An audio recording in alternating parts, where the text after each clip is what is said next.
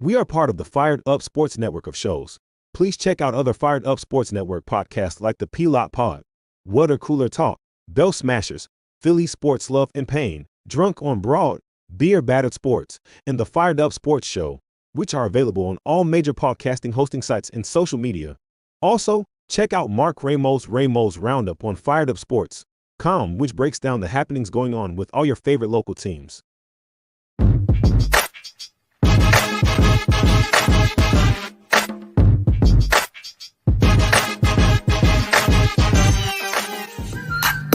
The Philadelphia Eagles are Super Bowl champions. E-A-G-L-E-S, Swinging a miss, struck him out. The Philadelphia Phillies are 2008 World Champions of Baseball. Ladies and gentlemen, the Flyers are going to win the Stanley Cup. The Flyers win the Stanley Cup for the lead. Yes! Iverson, wow, what a fake off Daniels as he broke his ankles and got all the way to the cup.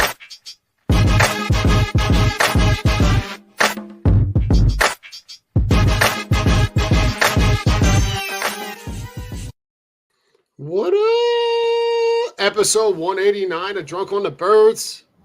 A lot of free agency talk. Beer, beer, beer. Those alerts were coming in. Oh man, when that was when that whole free agency stuff started popping off, man. And let's just turn it and burn it here, man. The big name drops right away. The offensive weapon that we thought was like pie in the sky turns out to be a reality, and they steal one from a division rival, and for what we thought was adding a weapon. Good Lord, you're adding probably what was one of the best offensive weapons in Saquon Barkley to the best offensive line in football, one of the best, if not the best, wide receiver combo, and a quarterback who's shown glimpses of MVPs. Talk to me about Saquon Barkley. Because we're just turning and burning right now. We might Go ahead, Joe. Go ahead, Joe. Let them have it. Man, we were talking talking each other off the ledge about him coming in here with the money and this and that, and it just, we didn't think it was going to be. Obviously the talent. I mean, he's one of the best players at that position in the league, but for them to actually make it happen and outbid, well, I don't know if they outbid Houston, but I mean, at that dollar amount, like nobody saw that coming. Nobody thought that really was gonna happen. But I mean, dude, it's all about health. The guy's healthy. The guy's healthy. He's a 3-down back. He's gonna get probably closer to 25 touches a game, between 20 and 25 touches a game, and he's so dynamic. He's such a great athlete. He's such a great teammate. I mean, dude, our offense was already top tier, and it just, with this move, I mean, it takes it to another level. Yeah, I mean, I think it. I just think it was absolutely ridiculous. For the price point, was insane. Making only what, $2 million more than DeAndre Swift, like, right. No brainer whatsoever. Sign me up. When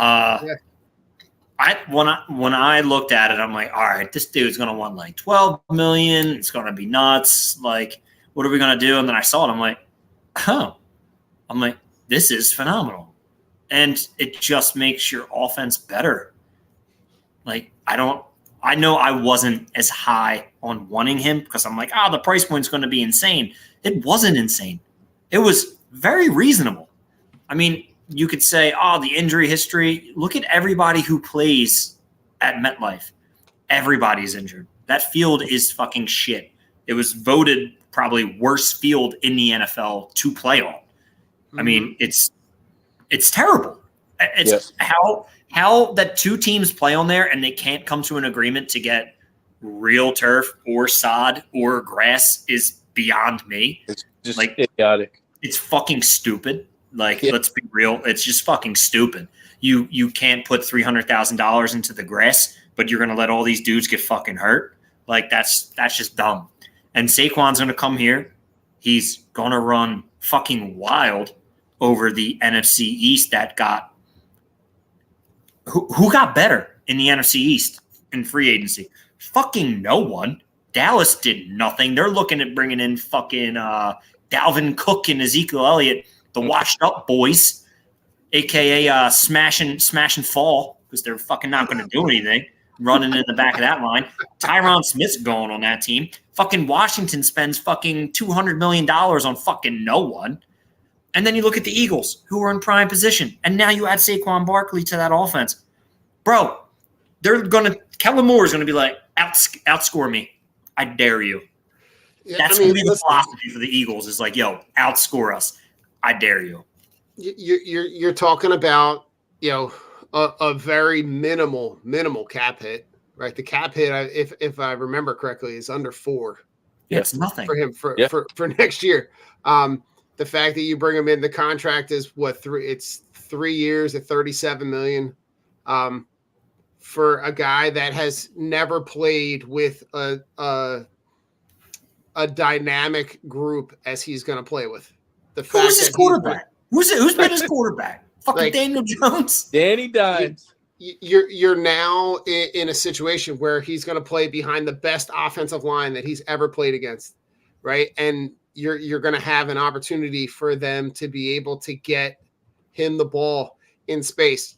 I'm even more ecstatic about Kellen Moore being the offensive coordinator, because now you're going to see, Jeffrey Lurie. Hold on, because Nick, I don't like Nick's comments. Hold the phone there. Hold the phone. I don't like Nick's comments where Nick's saying, we're going to mesh. Fuck you, Nick. You're the head coach, right? You're supposed to not be doing shit. Shut the fuck up and sit over there. If I'm Kellen Moore, I'm like, come here, bud. Let me show you. You sit here in the closet of the trainer's room. I'll let you know what we're doing. You're not fucking touching my offense.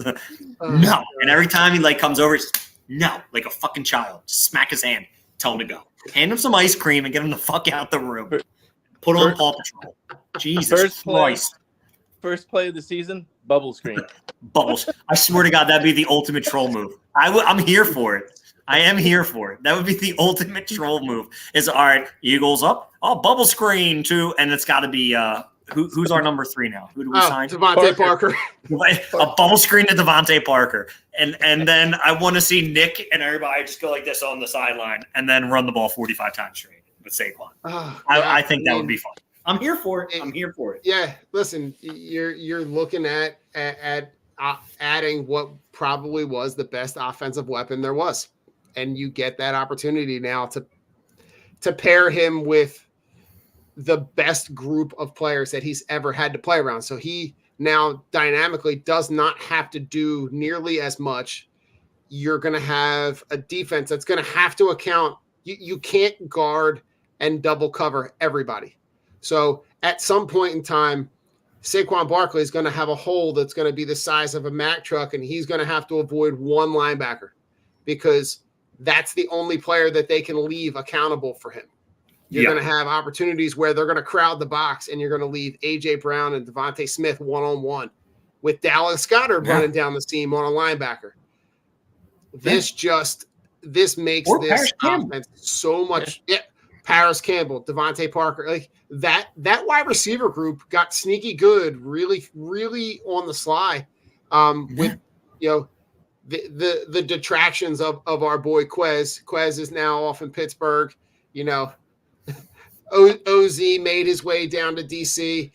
You've increased the weapons in that room. You've got the ageless Julio Jones that has made his way down the street to the nursing home. You've got a really, really good dynamic group and a group of guys that I got to imagine the points that this offense can put up, if Kellen Moore has the opportunity to be able to really run the offense the way that he wants to, with the route trees that we've talked about in previous episodes with Keenan Allen and CeeDee Lamb in his stops in both Pittsburgh in LA and and in Dallas. I think, man, the sky is really the limit for what this offense is going to be able to do. Yeah, I mean, good luck. Like you said, we got sneaky good at the wide receiver position. It's not like, oh, Devontae Parker, he's all right. He's not a fucking he's not a world beater. All right, but guess what he can do? He can catch the ball, and I love his separation on routes or blah blah blah blah blah. Okay, he was ranked last in. He also played with fucking Mac Jones, dude. Like, you're not getting thrown open. You're not going to be open when you're fucking playing with Mac Jones because it's fucking Mac Jones. He's not that good. And let's be real. Our wide receiver 3, you get 2 targets a game. If you catch him for 10 yards, fucking I don't care. Just catch the ball. All right? That's all I care about. I'm not worried. These guys aren't going to be 5, 7 target guys. They're going to be 2 target guys. It'll be a deep pass. I'm fucking excited about Paris Campbell because my man's quick. He's shifty. I think that's going to be awesome. And it'll be electric now when you actually want to go, we're going to go 4 wide. And you have Dallas Goedert. Like, you actually have wide receivers who can fucking catch. That's amazing. And it's not just Devontae and it's not just AJ. And then, hey, if you want to sneak out and throw fucking Saquon out there in space, good luck. Yep. Pick your poison, bro. And then if fucking Jalen wants to take off, Jalen takes off. We're good. Not worried about it. And I like what they did on the other side of the ball. I'm not mad about pretty much anything that they did. And the fact that they got better and everybody in the NFC East got worse, I'm happy with that. Okay, the Giants picked up fucking Burns. Carolina looks like a fucking bunch of idiots because they could have got 2 firsts or a first and 2 twos for him last year. And they got like a 5th and a 7th. That's fucking dumb. Yeah. I don't see how this team and everybody's like, oh, good luck winning fucking. Somebody said good luck winning 6 games. Are you fucking stupid? I mean, look, we could trip and fall win 6 games. Like, stop. Oh God, and Chris, Corey Clement. No, Chris, the answer is fucking no. I love you, Corey, but like you're Chris. Right now, you got Saquon Barkley and you got Kenny Gainwell. And that's all you need. And that's really all you need. Odds are they'll draft. probably pick up a guy in the draft that will be the 3rd running back. But again, look at the weapons that you have. Those guys are not meant to contribute. No. At all. Like you're lucky if those guys are going to get a handful of touches. Saquon Barkley is going to be on the field 3 downs.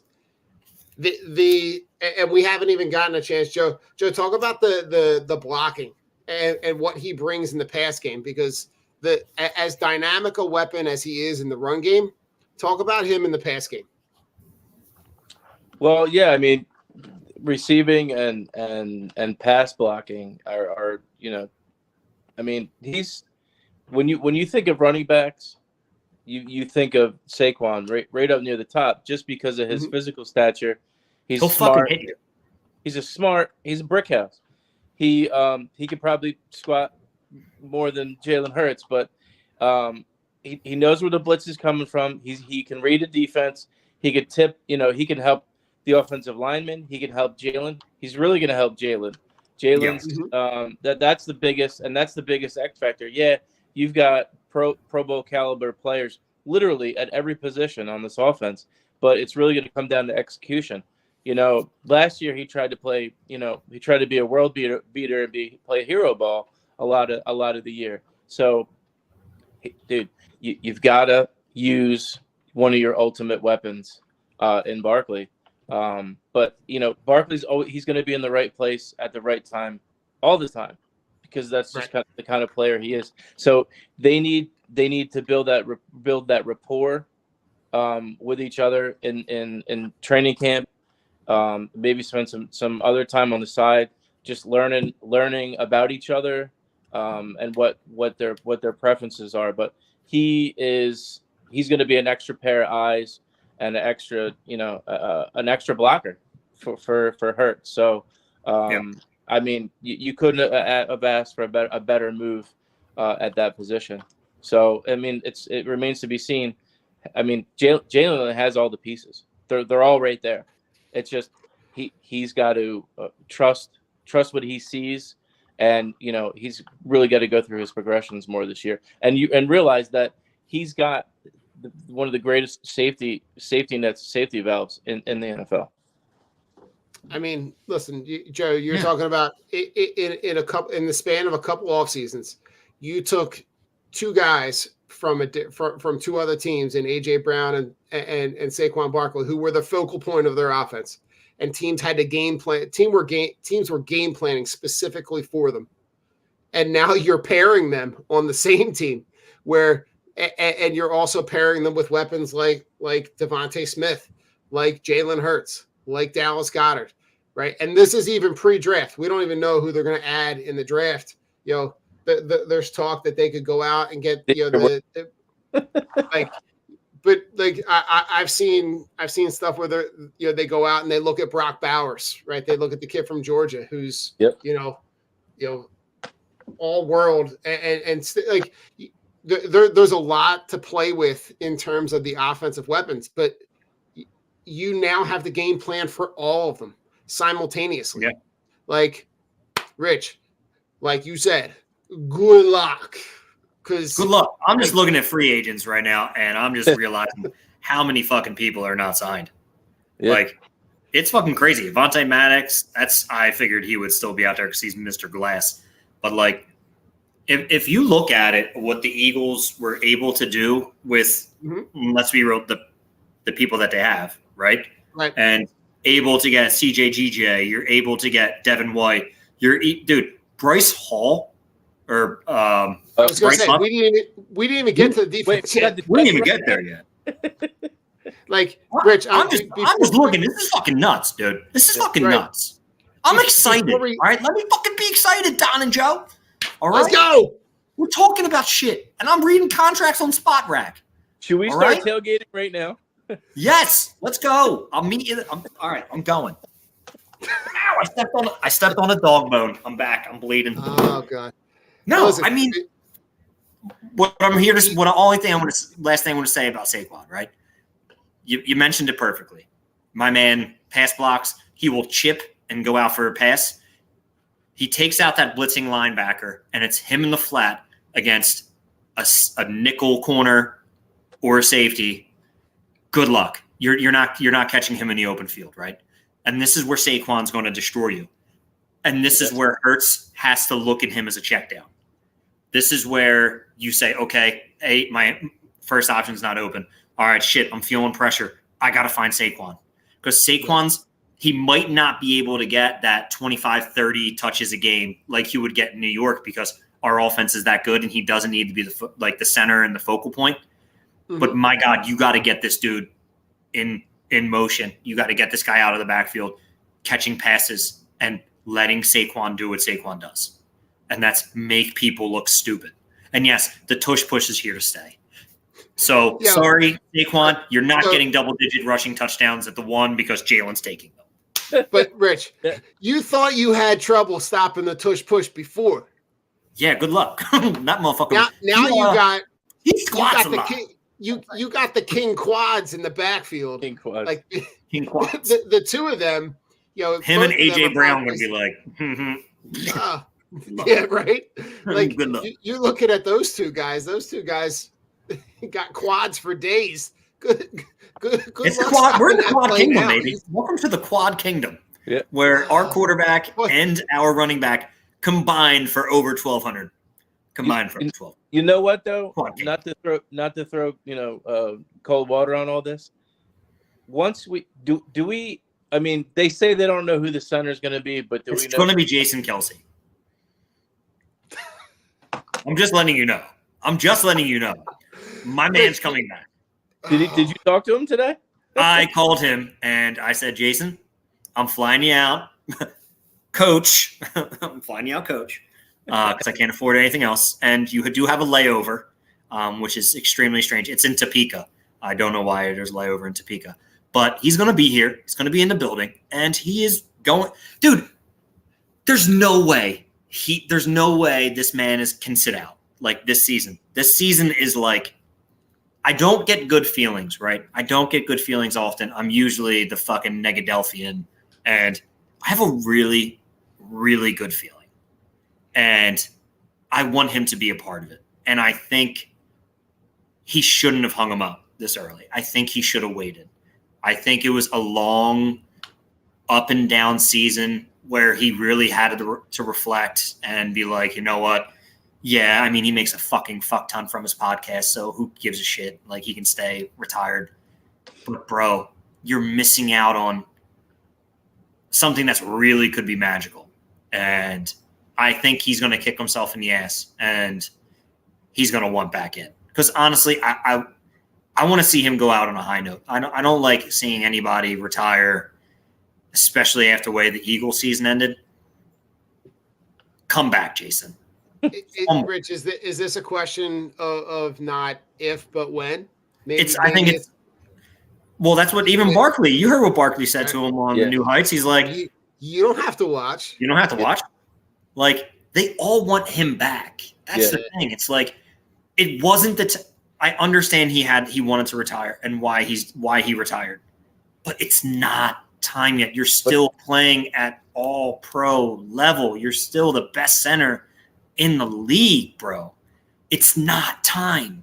I think that elbow is doing him in. I think his elbow injury is more severe than we think. Yeah, I mean, he said because him and Fletcher are supposed to throw out the first pitch on Saturday.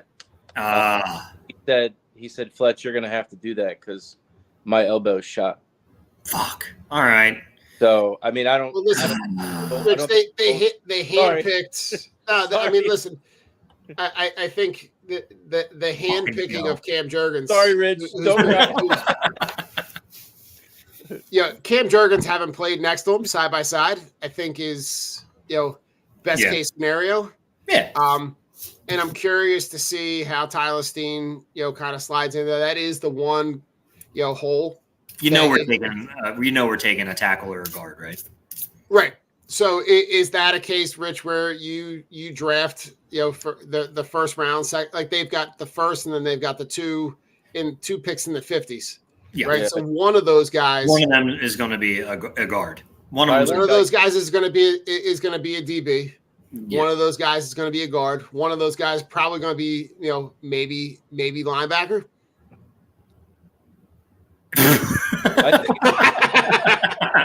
You had me. You had me in the first half, Don. You had me in the first half. But a hybrid. He's a hybrid. He's a corner. No, he's a safety. But he's a safety. He's a linebacker. But he's gonna play safety. But he never played at nighttime. His name's Davion Taylor. He re-entered the draft, and he did it. God. And he did it to fuck. Go back through. He did it to fuck me. But you did have to they bring in the guy from Atlanta, Hennessy, who he has started 17 games at center. Uh-huh. He has played at guard, so there is some flexibility there. But you know that's a position that they're going to probably address with multiple draft picks. Yeah, definitely. Stick him in Stoutland U and let him develop. Uh-huh. Any thoughts? The only other guy that was a really big name to bring in was when they bring in they bring in the trade for Kenny Pickett, which essentially is nothing. It's a pick swap. Yeah, I mean, what are you going to do? The asking price. It's so funny because it's like the asking price was so outrageous for Justin Fields, and then all of a sudden Justin Fields gets traded for pennies. And it's like, oh, fuck, man, we overplayed that fucking hand, which I thought was really dumb on Chicago's part to do that. I mean, we got Pickett. I'm completely fine with it. He's back up. It is what it is. And we have more control. And I'm not going to lie. Marcus Mariota fucking stinks. Right. Like, he can't. And that's the funny thing. It's like, oh, he can run the same offense as Jalen. No, he fucking can't because he can't throw. Like, that man has zero pocket awareness and can't throw for shit. Kenny Pickett, I don't know what the fuck he can do. But again, offensive line wasn't that great. Kenny Pickett really wasn't asked to do much. We'll see if he can grow and be a backup for us. Okay, cool. He's You never got started. serviceable. Quarterback He's serviceable and he's cheap and he's under Yeah, control he's for the cheap. next 2 years. Yeah, he's cheap. We don't know if he's serviceable yet because he wasn't really that good in Pittsburgh. But hey, fresh start, right? We take that. Well, I'd rather take that than pay fucking Marcus Mariota $12 million to fucking hold a clipboard and suck ass. They liked him in the draft. They liked Pickett in the draft, so I think that may have had something to do with it too. So, hey, quarterback factory, why not? Yeah, right? Listen, Joe, talk to me about the Landon Dickerson extension. Locking him up for the next Holy- 4 years. He got his zero turn. Holy shit balls! Yeah, that was awesome. Holy, yeah. I mean, it's fantastic. I mean, the dude is Pro Bowl caliber. You Yeah. know, he's a dog. I mean, he's reliable. I mean, he's awesome. It was an awesome contract. I think it kind of got. I think we all got caught off guard with how much they gave him. But I mean, he's setting the market. I mean, that's really what it's gonna be like for that position going forward. So It's gonna be better to lock him up now than later because it's only gonna get worse. Yeah, and that's that's why I love it. It's only going to get worse. These contracts are going to be fucking outrageous. And it was kind of, to me, I felt like it was a little weird, right? This free agent period, because the big contracts that were like flying off were like for guys who you're like, what the fuck? Like, what was his name? Robert Hunt got like 100, or Ron Hunt, whatever the fuck his name is, the guard. He got like $100 million. I'm like, dude, you're not even that good. And then you look at what Landon Dickerson's fucking contract is. I'm like, Yep. This guy's fucking good. And you're like, oh shit. Like, again, there's Howie being smarter than everybody and manipulating the cap and getting guys to sign. This is what you have to do. The NFL cap is just going up and up and up. And the contracts to me this year were honestly surprising. I thought guys were going to go for a lot more. And I thought it was going to be like, oh shit. And then I saw the contracts. I'm like, man, these guys aren't going. And all those fucking guys who are demanding these big fucking contracts, the Justin Simmons, the fucking Devian Howards, the fucking whoever's out there, like, they're still sitting. They're not signed because the market isn't indicative of paying them $16 million a year. Xavier Howard needs the money to pay for his baby mamas and the herpes meds that he's giving everybody down in Miami. Let's be real. That's what he needs the money for. Justin Simmons, everybody's like, oh, dude's a stud. He had one good year 4 years ago. Yeah. If you look at his stats, he really hasn't been that good. I'm taking CJGJ all day over that. Yeah. Andre Diggs, like, the only guy that I would, if he was out there, would have been Buddha. But, I mean, the Cardinals he has no leverage over the Cardinals, especially with all these top safeties being released. Yeah. Like, you let him ride out his contract. I was surprised. I thought I was going to see DTs go for like $110 million. You see some guys with big contracts. You saw the Brian Burns extension. That was big. Like, that's huge. Yeah. But again, that was one out of the market is complete. Nobody knows what the fucking market is right now. And that's the craziest thing. And I don't mean to be like go off on a little bit of a tangent, but it makes me so fucking happy that Scott Boras got so fucked for baseball this year with all of his clients. I am so fucking happy that jerk-off literally got fucked. So back to football, because we're just talking about contracts. Back to football. And speaking of Howie season, right? I'm gonna give you two. Can I give you two numbers? Yes. All right. So the 2024 cap hit for Daniel Jones this year is like 47.1. Yeah. Dak is like 50 something. 50? I'm going to read you the list of guys. Jalen Hurts, Saquon Barkley, A.J. Brown, Dallas Goedert, Devontae Smith, Devontae Parker, and Paris Campbell's combined cap hit is 46.5. Yeah. All right. And then the cap hit for Dak Prescott is 55. Yep. Right? Lane Johnson, Jalen Hurts, AJ Brown, Jordan Mailata, 52 combined. Yeah. Like the way that he has manipulated this cap and the way that he has been able to bring in impact guys, and we're not even at the draft yet. Yeah. And you look at the roster that he's built.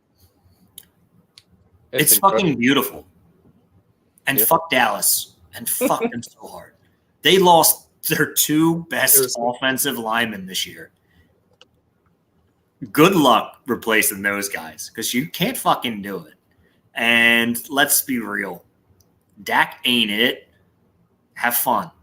Have fun. I cannot wait to see Dallas just shit the fucking bed. This was an awesome question. This was an awesome question. I saw How do you it. compare this team to the Super Bowl team? Well, listen, Adam, on paper, you got to say that the talent level on this team is significantly higher than the team that went to the Super Bowl. I would Definitely. agree. But Definitely, yeah. Go ahead, Joe. Go ahead, Joe. Definitely offensively, but my question is still with the defense. Bryce Huff, great move. Is he a situational player or is he the starter? How is this all going to play out with Hassan Reddick? Hassan Reddick was a closer. He was a game changer the year that we went to the Super Bowl. So I mean, that's a huge question mark for me. Is he staying? Is he going? If he's here, is he going to play? What's he going to give you? What's his mood going to be? Is he going to be locked in? Is he going to cause an issue on the defensive side of the ball? That's not going to help him though, and that's what most of these guys need to realize. You fucking play out your contract because it's going to fucking kill you in the end. When it gets out that you're a fucking terrible teammate, you think you're going to get a fucking second big contract? Fuck no. Right, but that's what we're dealing with in a nutshell now. I mean, I don't know if he's quite 30 yet, but he's right on the edge of 30. I think the Eagles are looking for a second round pick for him, which I don't think they're going to get. But I mean, I think you once you have that position figured out and it's set in stone, and you got to get production, and you got to get consistent production week in and week out. So that's my big question mark, the defensive end position. Yeah.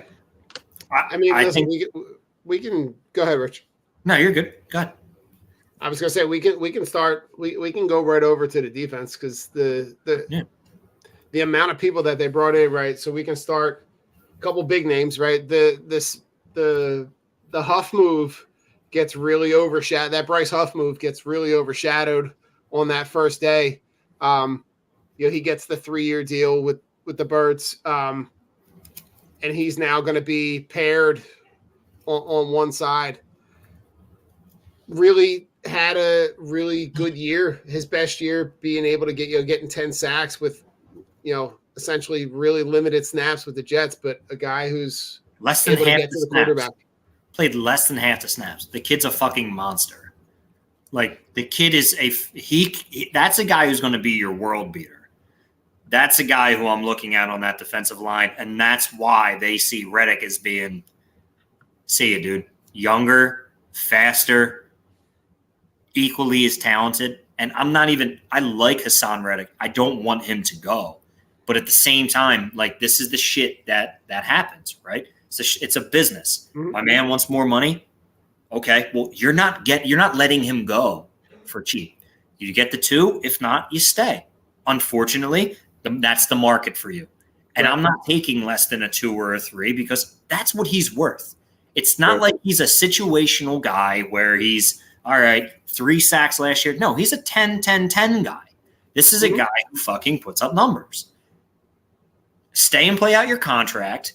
And then, hey, at the end of this season, you walk, you become a free agent, you go get fucking paid, dude. Like, there you go. Make your fucking money.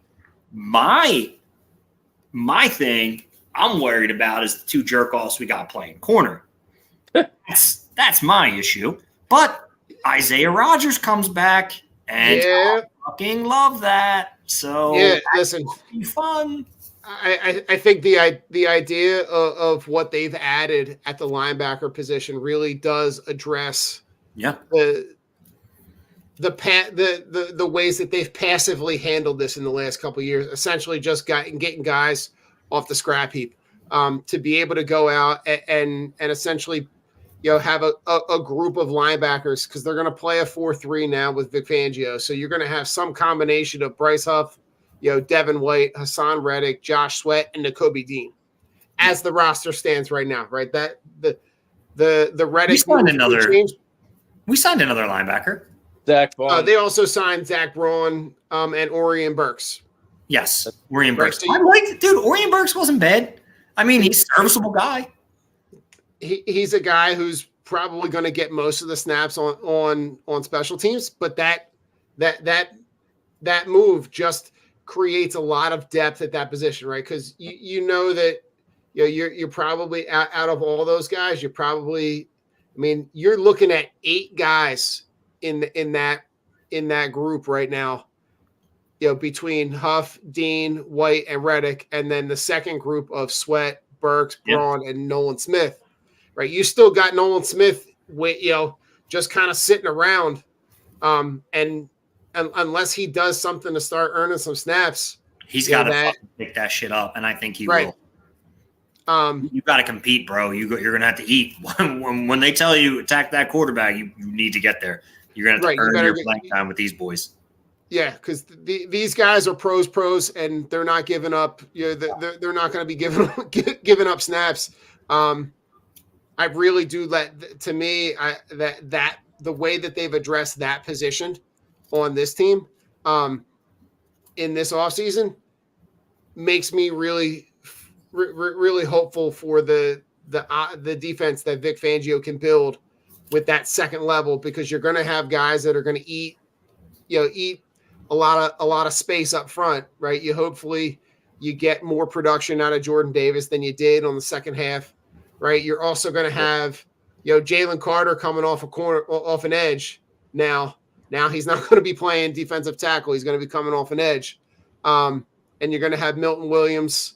Again, that's another position that I would automatically assume that they would address in the draft, that they're going to, So, Joe, out of that group, who's the guy that you're looking at to go that you feel like could make the biggest impact? Linebacker or defensive line? Linebacker. Well, I mean, it's a chance for Devin White to redeem himself. 100%. Why did you get benched? What happened in Tampa Bay? What makes why did we sign you, and what are you going to do to warrant a new contract?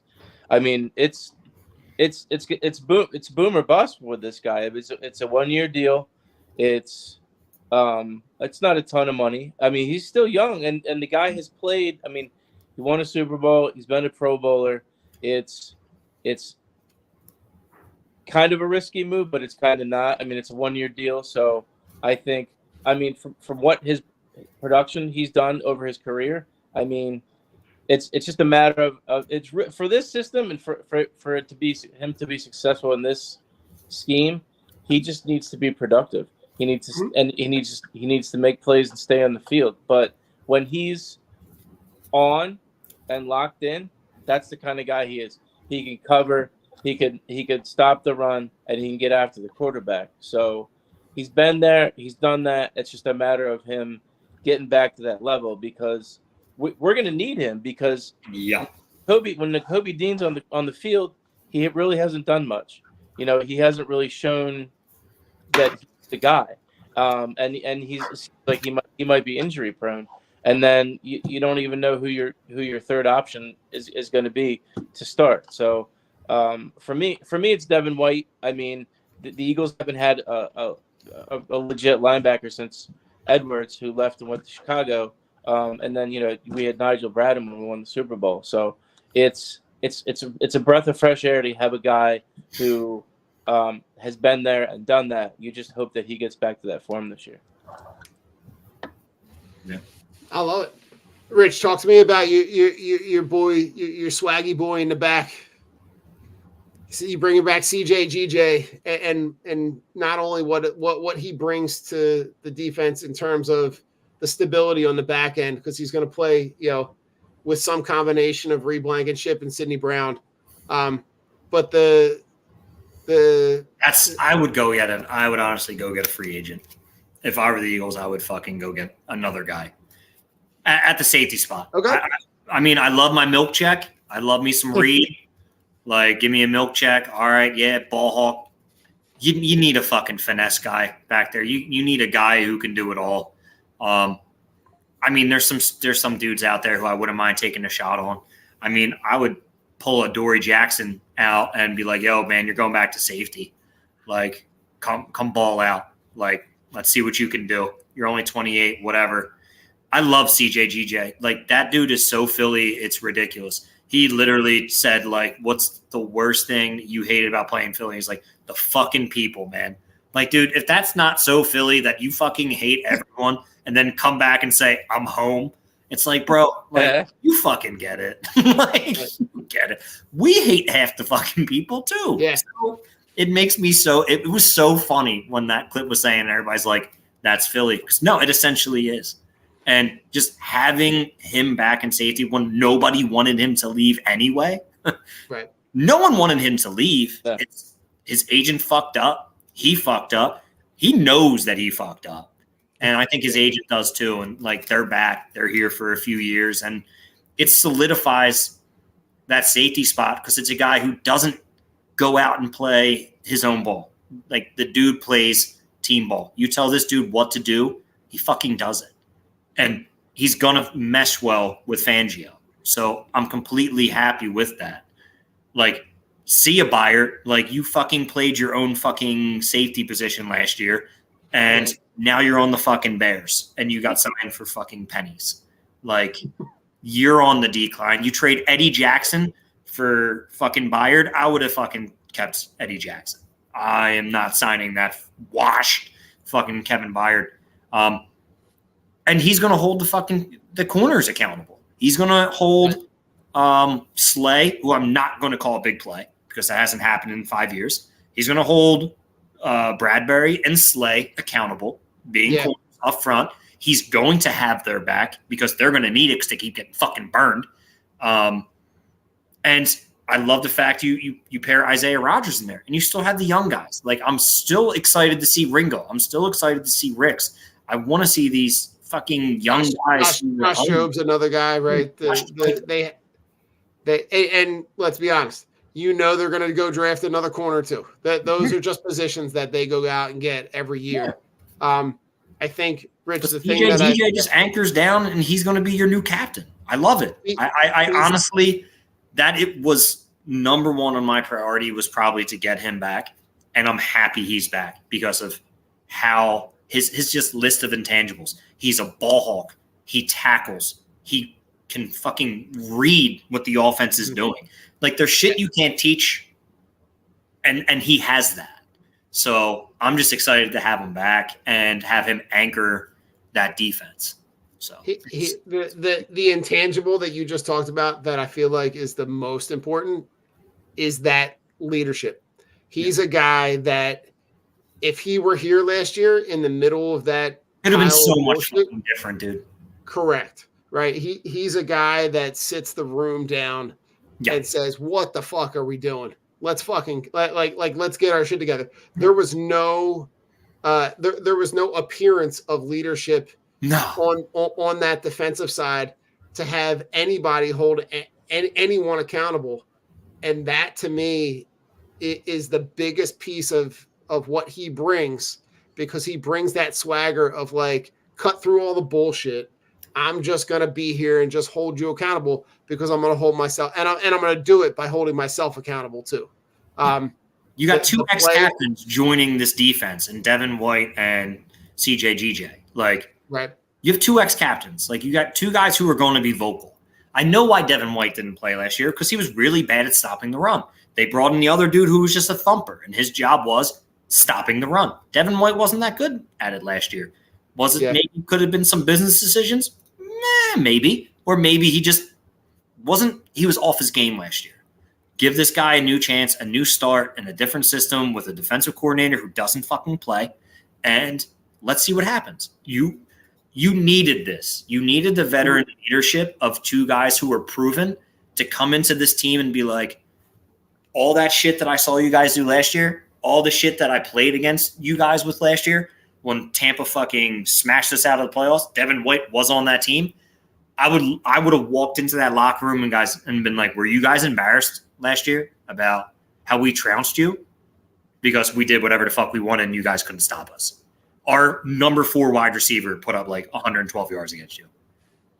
Right. Yeah. I mean, that's what I would say going into that locker room and fire those dudes up because they need it. Especially our old veterans. Fucking lame. Right. You know, the group, even the group looks significantly better when you look at the guys that they brought in. When you look at the group of guys that they're adding to the existing group that they already had. I'm really excited for what both of these groups can be, both offensively and defensively, because on paper, you essentially literally, and as weird as this might sound, you need the head coach to just get the fuck out of the way, because if you let both of these guys facilitate their offense and defense the way that they have in the past, sky's the limit for what this team can really do. And, you know, I'm looking at the division. To me, seems like it's one for them to take. Yeah, absolutely. So who's gonna fucking? Let's be real. Come on, who's gonna fucking beat us out of the NFC? You gonna let Dak beat you with nobody, with no offensive line? They have no defense. If they're really trying to sell me on fucking Bland and Diggs being Pro Bowl, All-Pro corners, they're morons, because they're not that good. And I will say it somehow, some way. These stupid-ass Cowboys fucking defensive backs find ways to get like 7+ interceptions. Boggles my mind. Like, I don't understand how it happens, but it keeps happening. I don't think Dallas is capable of winning this division. I don't think they're coached well, which we already know they're not. And they're not that good. They're going to have to throw the ball to CeeDee Lamb 55 times a game this year because they don't have a running game. They don't have anybody up front to block for Dak. Let's move on to the Giants. And then let's move on to Washington. They're going to take that dude, JJ. Who are they looking at? JJ Daniels. JJ Daniels from Michigan. From May, yeah. Or maybe they throw a curveball and take JJ McCarthy. Get the fuck out of here. Like, they're not going to be anything. Like, I'm not worried about them. Their best offensive player last year isn't on the team anymore. Fucking Curtis Samuel. Yeah. Good luck. Yeah. No, I like it. I like where they are now. Listen, we know that they're going to open up the season in Brazil on Friday night. Yeah. Even dumber. We don't know who the opponent is. Apparently, it Browns is and the Packers. The Browns and the Packers. But there was some stuff that came out about that being a Peacock exclusive. Not for us. I did go on there. I did do a little bit of digging. The broadcasting stations will be in the 2 competing cities. Everybody else outside of those cities. Now I wonder how that translates to our tri-state area, right? Because we have NBC. We're fine. So yeah, we're good. Like, if you can view the Eagles as we're good. Like, it's tri-state's going to be fine. I think they're looking at outside of that, you're going to have to do it, because I swear to God, I am 20 minutes from that fucking stadium. If I have to turn on Peacock, I'm finding out who runs that station. I'm going to punch him in the nipple. Just one shot right to the nipple. And they're going to know my name. They're going to know my name. Oh God. Fucking I Peacock. love it. But listen, It's otherwise, the you're worst probably gonna- streaming app. Can we agree on that, guys? Can we agree? Yeah, It is the worst. How much is it a month? It's like So Like if you had to pay for this game, it would cost you about $7. that's not bad. I mean, it's Not really No, You should not have to pay to watch your home team play. no. Agreed. You should not have to pay to watch your home team play. Well, Yeah. you do anyway. You understand. You know, Well, they factor it but into your bill. Pay additional. Pay additional. We pay $15 extra for sports. Oh wow. If you look in your you can look if you have Well, Verizon I don't pay that bill. or Comcast. Well, I'm just saying on my bill it I have says no right idea. on there sports. Better that I don't know. How do you think Comcast fucking pays for everything? It's from our box. It's $15 a month for sports. That's how they pay for the Phillies. That's how the Phillies got that $1 billion contract. Yeah. It's outrageous. Yeah, it's stupid.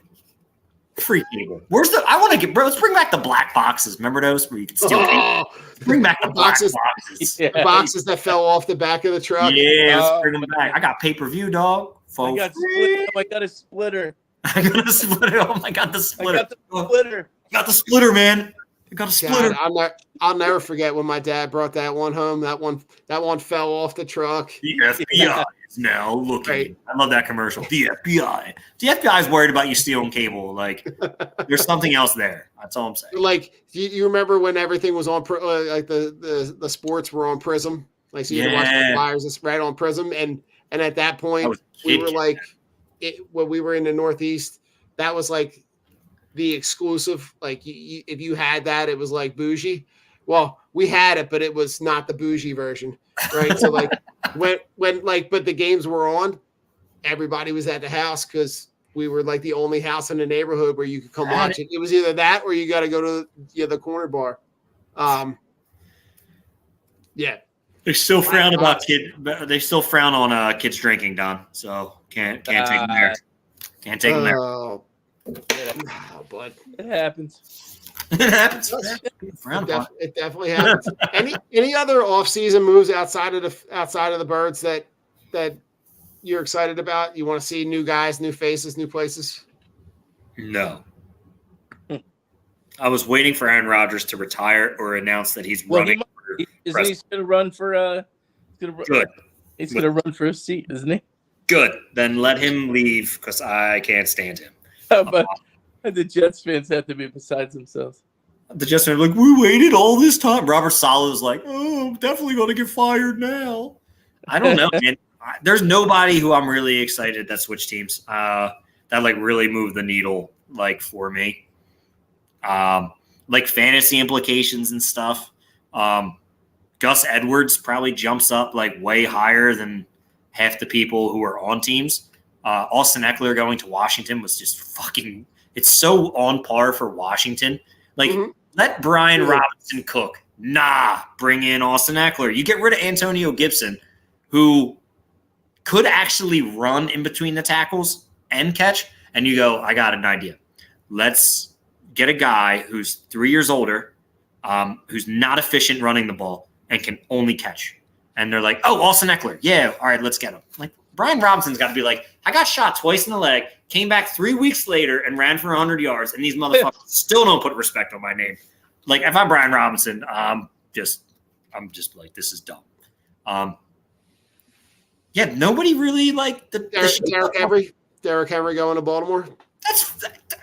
The rich get richer. What do you want to do? Yeah. Come on. I mean, that's a great move. great setup for that offense.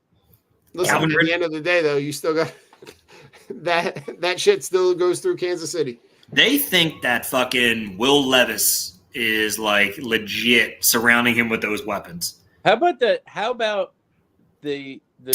Titans getting fleeced with Ridley's contract? It's terrible. Fleeced. It's terrible. That's the AJ Brown deal, dude. Yeah. Oh, they're still making up for that. And it makes me laugh because I'm not signing Calvin Ridley. On that one. And your fucking quarterbacks suck. What, 30 now? Yeah, he's 30. And they paid him A.J. Brown money, who's what, 26, 25, 26? Yeah. You know why Jacksonville didn't sign him back, right? If Jacksonville were to sign him, and it would have to be a multi-year deal, they would have to give up a first-round pick. Yeah. So he was a rental. He was going there. He was never going to get a deal. Like, and I'm not fucking signing him long-term, giving up a one. Like, Calvin Ridley, you're going to play with Will Levis. Like, my man had one good game, and that's when no one had film on him. And then he absolutely sucked the rest of the season. Now you're like, oh, okay, we had Derrick Henry. Now we're going to bring in Tony Pollard. And we're going to pair him with Tajay Spears. What? Like, you think this is going to make the team better? Like, no. It doesn't make the team better. It's going to stink. Titans are fucking – they're like – Titans are a poverty franchise. Washington's a poverty franchise. The Browns are a poverty franchise. Like, bro, you traded for Jerry Jeudy? Yeah, and they overpaid for him too. And you overpaid. Yeah, my man has done nothing in his career to earn that extension. It's so dumb, dude. And Joe Flacco was your best quarterback in the past 10 years. How about Mixon going to the Texans? That's ridiculous. That team's going to be so good. Yeah, That the was Texans. under the radar, kind of an under the radar move. And he got a 2-year extension. Yeah, I mean, Yeah, and you heard Saquon. That was a spot that he looked at. yeah, we talked about that, Rich. That was our guy. The whole Saquon thing. If it fell through, and I think I honestly think that's what would have happened if Saquon did go to Texas. We probably would have ended up with Mixon. And either way, it's great for both teams. I'm happy. I'm excited to watch Houston this year because they're only getting better, and it's going to be fun to watch. I love D'Amico Ryans. I love him as a player. I love him as a coach. He inspires those guys. CJ Stroud's the fucking truth. Sorry, Bryce Young, but that man got fucking. Man, they missed on that. Yeah, they missed him, but it's gonna be interesting. The 49ers, didn't they let go Armstead? They didn't let him go. Mm-hmm. Chase Young, he's gone, right? Where'd Chase Young go? The Saints. New Orleans, that's right. $13 million for 7.5 sacks in 2 years. And for how many games played? for a ton of hype too. Yeah, And that's hype. Ooh, and stack in the Super Bowl. Ooh. And Ayuk's not happy. So I'm excited. I'm telling you, shit was going to be brewing in San Fran because Kyle fucking, I hate the smug, I'm smarter than everybody. Shanahan is an asshole. Smartest guy in the room. He's never won a big game. There's going to be problems, especially when you bring in all those guys. The scariest defensive line you'll ever see, and you get fucking trounced because Brock Purdy fucking stinks. What's the latest with his? When's he due for a deal? Who, Brock Purdy? Yeah. I don't know. I'd have to look it up. I don't know. He's if I had to guess, he's probably got 2 more at least. Yeah. I don't think so because he went undrafted. But that rookie deal is normally either 3 or 4 years. So it might be this year, it might be next year.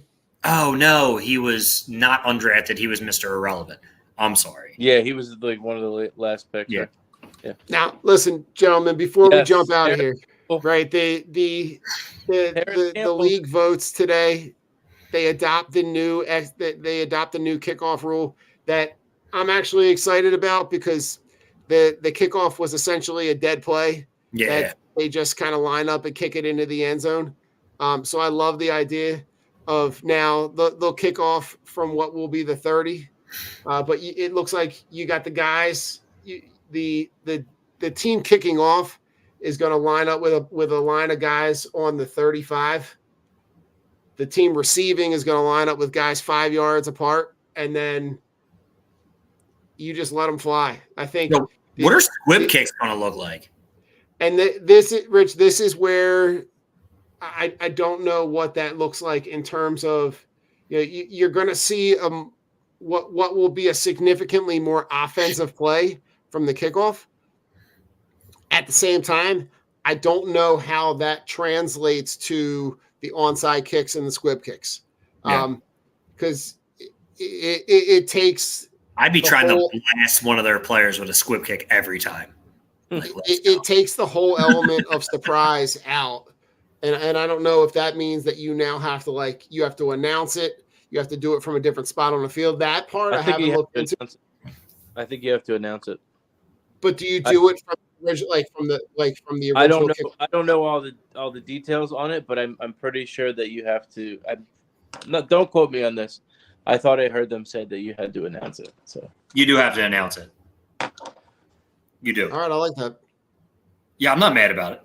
Which you have Paris Campbell, which I think you'll probably see him on punter returns, and then Isaiah Rodgers also too was a very good return man for the Colts. I love it. It's going to be interesting. Gentlemen. I'm here for it. I know everybody's complaining about like the hip drop tackle and shit like that being in, but like, dude, dude, it's come on, man. Like, dudes are getting hurt. You know what they need to do? Fucking tackle them learn how to tackle in the open field instead of trying to fucking grab onto some guy after he's going past you to drop on his legs. Anybody ever fucking think of that? I don't get paid to do it. Sorry. Final thoughts, gentlemen.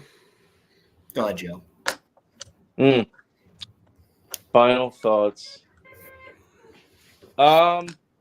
Really, I mean, I know we it's like beating a dead horse, but taking care of your people, taking care of your family, taking care of your loved ones, your wife, your kids. We're all going through our own issues and our own battles with everything that's going on with us. But just, there's always somebody there for you. There's always somebody there reaching out for you. I mean, we've reached out to each other. It's, it's imperative that you check in on your friends, check in on your family. Yeah. Through whatever, even if they're not, we don't know what people are going through. I don't know what you're going through, Rich. I don't know what you're going through, Don, other than what we discuss. So it's, just making yourself available for each other. So so people, I know that you're there for me. You know that I'm there for you, through, everything, everything that we're going through personally, and what our families are going through, with loss. So it's good to know, and it's refreshing to know that there's, you're going to be okay. You might not see it now, you might not feel it all the time, but hopefully there's little tidbits, little glimpses of positive things that are happening, and it's trending in the right direction. I think, the one thing I love about you guys is we're not afraid to really talk about the tough stuff and how we feel and check up on each other. 'Cause, we get it, right? And the toxic masculinity and all that shit. It's I'm tougher than everything. I can do it. Shout out to my dad who started grief counseling this week for my mom. And I'm talking about a dude who's tougher than balls. Growing up, dude was tough. Dude was tough his whole life. Was a man's man. I'm not doing this. Therapy's for pussies. Blah blah blah blah blah. I don't need to do it. And for him to realize that there's no comfort in the bottom of a bottle, and self-doubt and all that shit, and him to take that step and be hey, I need to get better. I want to feel better. And he came over before the show and he was just elated. He's I feel so good. Wow. I'm on a start to feeling better and, not being sad. He's I'm still sad. He's but she told me, remember the good times and stop beating myself up over, could I be a better husband? Could I be this? Could I be that? And it's shout out to him. And for you get worried about people who are like that, who, think that they're stronger than what they are. And, you can learn a lot of lessons from the old heads who kind of turn it around and realize I got an issue, I got to tackle it. And it's okay for me to cry. I've seen this dude cry more times in the past 3 weeks than I did my whole life. Yeah. I know he's in pain and I know he hurts, and we all deal with it. But there's other options besides drinking and self-loathing, and just they're available. And it might not be free, but we can get into the whole mental health aspect of America another time. But it's worth it. And I told him, I'm like, Dad, that $100, $200 you got to pay. I'm like, put it this way. I'm like, you used to buy $100 bottles of bourbon every 3 days. Like, that's how bad it was when you lost Mom, Dad.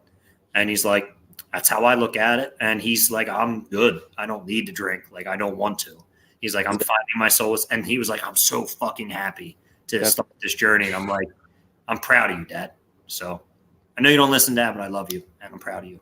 And Mom, me too. So that's Rich. That's wildly powerful to see someone who's in a really, really vulnerable spot to be able to just put it all out there. And it really is, and we had gone through some health battles with my father-in-law, he's been living with us for the last 3 years. And he, went through some tough shit in December, kind of battled through, fought back, was back to the gym 5 days a week. You would have never, it was such a shock that we would have never predicted that we would have gone down that battle with him. And, we checked him into the hospital at, 4:00 on Thursday, and he was gone at 2:00 on Friday. And it was wild to be there and to witness it. But some blessings in some of the ways that things turned out. We were able to communicate with him all the way up through 5 minutes before he passed. Got to have those conversations, got to have that closure, got to watch my son and daughter be like wildly composed watching their grandfather pass. And how proud of them I was to watch them and to watch my wife, to go through, watching her father pass and communicate everything that she wanted to in that moment and how powerful that was. For me, it didn't sit until the end, when he passed, and, realizing the value of the relationship that I have with him. And I got a text from a family friend, who said that, he was more of he described me to this friend more that I was more of a friend than I ever was a son-in-law. And that to me, I'll take for forever, man. That was to see and to see that and to know that, he valued that type of relationship with me. That was it solidified everything that I already knew, everything that he already told me. But just to see him, and even him be wild, composed and communicate with us, just it really does solidify the value of that relationship and friendship and communication, and just means it means the world to all of us. We've all kind of simultaneously gone through that battle together. And just the support that you get from your people. I know it's something, Joe, I know you were saying we beat a dead horse, but like the power and the importance of that, man, just there are daily reminders of how it solidifies itself and how important it is. So, just keep being there for your people. Keep communicating with your people. Keep lifting your people up. It makes everything better. It makes the world a better place. Makes you a better person. So don't be afraid to bring them down a little bit, though. Like lift them up and then a little bit. Keep them in check. We said check on our people. We didn't say inflate their ego. Keep them in check. All right. That's all. I had to break up. It was getting sad. No, it's good. It's all good. It's all good. Rich, take us home because we got I got Rich. I'd be remiss if we didn't. I'm gonna run a clip on the way out because opening day got pushed back today. Oh, we thought we were gonna have some shitty weather. The weather never came, but I'd be remiss if we didn't bring out Uncle Jack on the way out. Ooh, Uncle Jack, where you at, baby? First and foremost, we're drunk on broad. I'm Rich. That's Joe. And are you doing it now? You're good. When you're done. I got to give my fucks. No, you're good. We're not. We're changing it up. We're changing it up. In the words of Kelly Oubre, you a bitch, you a bitch, you a bitch. Oh, Dak Prescott, you a bitch. Cowboys organization, you a bitch. Deshaun Watson, you a bitch. Davion Taylor, you a bitch. And we're if you ain't with the Eagles, you a bitch too. I'm Rich. That's Don. That's Joe. We're drunk on broad. We love you. Roll that beautiful bean footage. Hey, listen to this guy. Tell me how you're feeling here. You're screaming. I am stoked, baby. You're screaming like it's still the game going on. We're talking about the fightings here. The fightings. Said, Mike. Yes.